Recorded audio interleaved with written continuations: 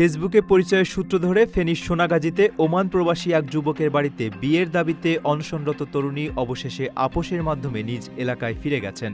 গত বৃহস্পতিবার বিকেলে স্থানীয়দের মধ্যস্থতায় 20,000 টাকার বিনিময়ে নীলফামারীর ওই তরুণী প্রেমিক আরিফ হোসেনের বাড়ি ত্যাগ করেন। এর আগে মঙ্গলবার রাত থেকে তালাবদ্ধ ওই বাড়ির সামনে তিনি অবস্থান নিয়েছিলেন।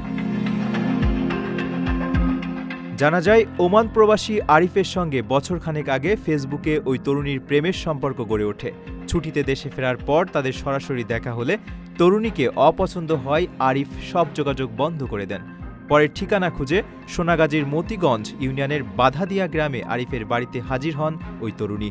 এ সময় আরিফ ও তার পরিবার ঘরে তালা ঝুলিয়ে আত্মগোপন করেন।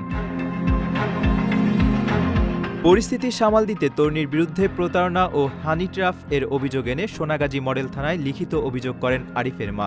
তার দাবি, ঋণ করে ছেলেকে বিদেশে পাঠিয়েছেন, ফলে এখন বিয়ে দেওয়া সম্ভব নয়। পরে পুলিশ ও স্থানীয়দের উপস্থিতিতে 20,000 টাকা যাতায়াত খরচ দিয়ে ওই তরুণীকে ফেরত পাঠানো হয়। চাঞ্চল্যকর এই ঘটনায় এলাকা জুড়ে ব্যাপক আলোচনা সৃষ্টি হয়েছে। প্রবাসীর সিটিতে চলছে বহুল আলোচিত ফ্রি ফ্ল্যাট অফার, অর্থাৎ আপনি যে টাকা দিয়ে এখন ফ্ল্যাট কিনবেন 5 বছর পর সেই সম্পূর্ণ টাকা ফেরত পাবেন, আর সেই সাথে পাচ্ছেন একটি ফ্ল্যাট একদম ফ্রি। অফারটি সীমিত সময়ের জন্য, তাই দ্রুত যোগাযোগ করুন স্ক্রিনে দেওয়া নাম্বারে।